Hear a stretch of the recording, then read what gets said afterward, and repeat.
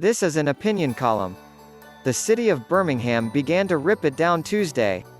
Banks High School, home of the Jets, will vanish by fall. It's time. What used to be a grand old school long since fell to blight. Its day was glorious, but those days no longer exist. The demolition equipment bit down on G section, the same building where I entered homeroom as a freshman in 1978. The classrooms where teachers like Ms. Cauchett and Ms. Shields taught the sciences began to fall to dust. Like the memories, really.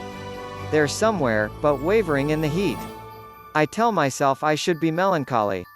My years at Banks were good ones, in that way high school is, before you figure out who you really are. But I am not overly sad.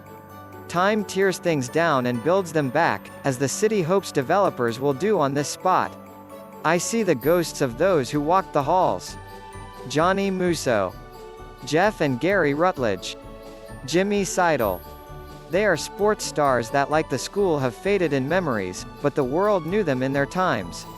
I see David Cutcliffe walking the halls, encouraging his players to think.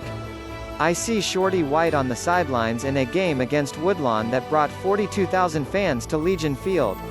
One of the players tossed me a chinstrap after a game when I was 11.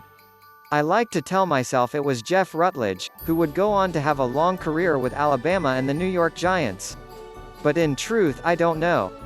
Memory is tricky, for there is always what happened, and what we tell ourselves. People say Banks was the Hoover High of its day. It was a football power that dominated its region and won back-to-back state championships in 1972 and 1973.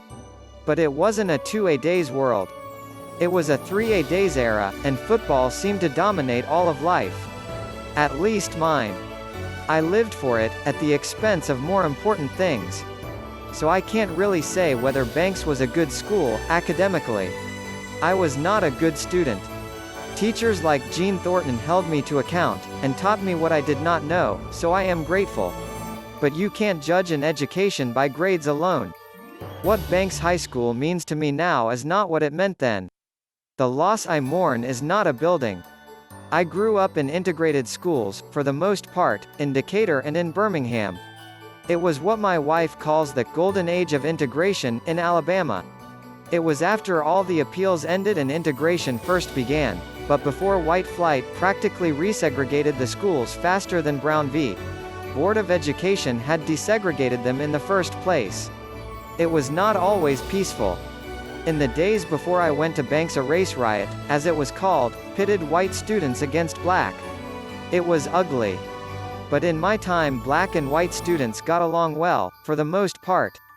We came to know each other as friends and classmates and teammates and people. Which was something the world didn't seem to want us to know.